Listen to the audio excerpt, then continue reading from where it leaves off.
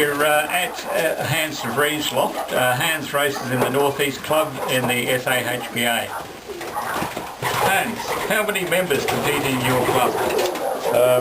We've probably got about 8 members that fly regular, anything up to 11 at times. How many birds do you start the season with? Normal years I'd start with 50 pigeons by the time racing starts. This year I've got probably 65 birds, but I haven't done any culling or anything, so I would say I would possibly have 60 this year, going the big time this year. Right, and how many of those would be old birds? I think I've got 6 old birds. I prefer to fly young pigeons than old pigeons, and therefore I don't keep a lot. Anything that's worth going into stock and breeding off, I breed, and the others I fly again or disposal. Right. Do you think a retired person has more advantage over someone that works full-time in racing pigeons? Well, depending on how fit the retired person is, I would say the more time you can spend with the pigeons, the more advantage you've got. But that's if you're capable of doing the work that's involved. I think Andrew Muirhead's a pretty good example of that. He flies a pretty mean pigeon, and you know, he's getting on in years, but he can still get right up there. Yeah. Hans, I've noticed in the results you've been clocking more blue bars lately. What strain or line are those? Well, the blue bars are pretty much all down off of a cockbird that I got from Greg Hodgins, and he's a blue bar cock. I think he's off of a full brother to John Pryor's 21st century cock. And he's been crossed with a lot of other blue bars that have got either Jansen or Dangerfield. I've got a Dangerfield hen there that's a blue bar that he's been crossed with, and consequently I've got quite a few blue bars in the loft. This year probably a bit more blue checkers, but other years I've had predominantly blue bars. What's your most memorable moment in pigeon racing, Hans? You know, probably the Holbrooks race that we had a few years ago. I sent 6 pigeons, I think, and got 10th, 14th and 17th to Soch.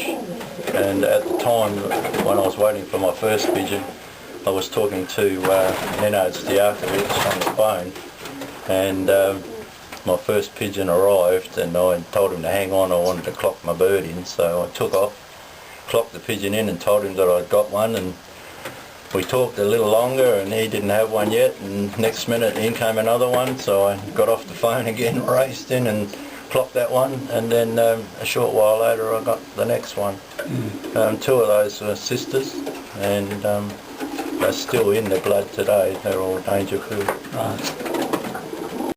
Hans, what's your favourite distance you like racing? Well, I think I'm probably best at the little bit longer distance, probably not the extreme distance, but Cobar, Emdale, that type of distance. Yeah. And I also like the harder races rather than the easy ones. Yeah. I think for one main reason is a pigeon that you get home from one of those is worth putting in the stock loft and breeding down from. So I tend to like that type of race and that sort of distance, Emdale, Cobar, I think. What type of work and feeding do you give your birds at the start of the racing season? At the start of the racing season, which is now as far as I'm concerned, they're on virtually 50% peas. I give them 4 scoops of wheat and 1 scoop of pellets and 2 scoops of barley. The barley's there mainly to see that they're getting enough, and if they're not eating all the barley, I'll cut back on the amount I give them. The proportions would be probably 50% peas and the other mix up to fill in the other 50%. For racing, generally I just start fairly slow. I would say twice a week tossing, maybe once a week tossing, with the unit, but as the distance tends to go a bit longer, I like to get up the road and do some short tossing myself without going on the unit at all. Yeah.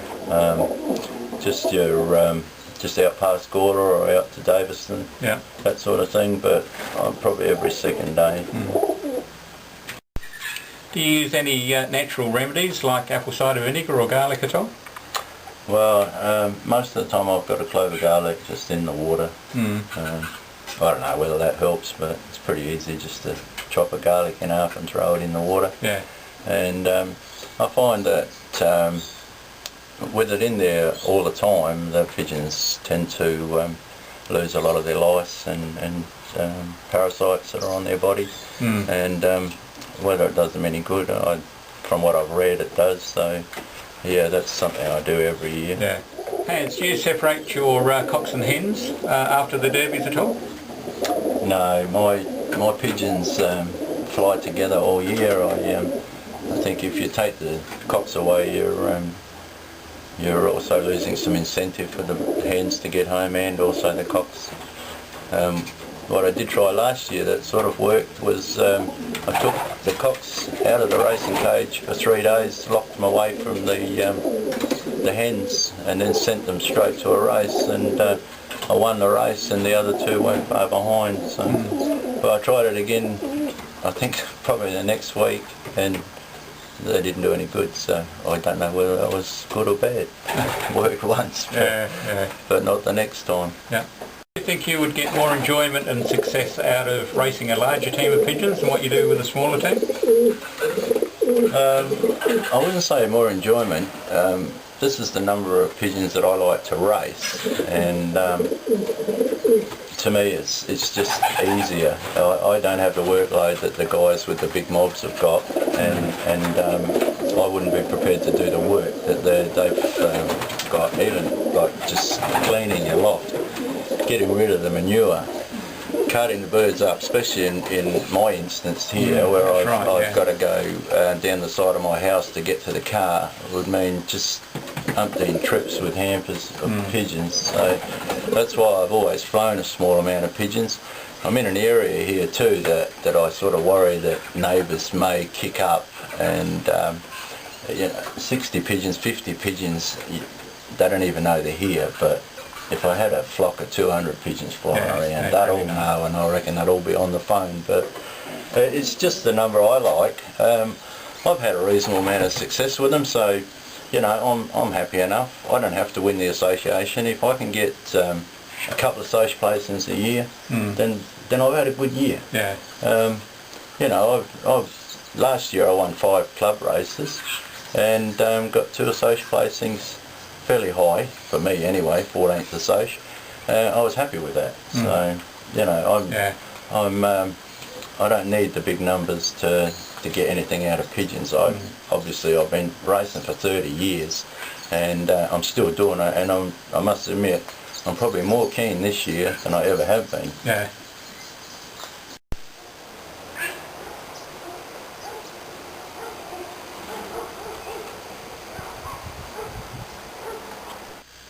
Where would your pigeons be coming from, Hans? From which direction? Well, 9 times out of 10 they come straight from the hills, which is virtually due east of me, even if it's a north race. I very seldom see pigeons coming from due north, because I'm on the ridge here. Yeah. So I think the pigeons come down on the flats, which is to the left of me, or to the right of me, in the gully between the hills and Golden Grove. Yeah. So they tend to filter through at right angles to me. I did get a 13th assoc from Carrington, I think it was.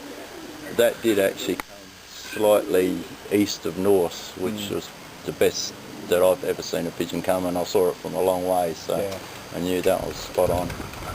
So it's possible they can do it, but trying to get them to break early enough. That's right. That's the thing, and that's why I tried last year with a lot of short tossing with somebody else that lives in the area fairly close by, hoping that might bring him in online. Yeah.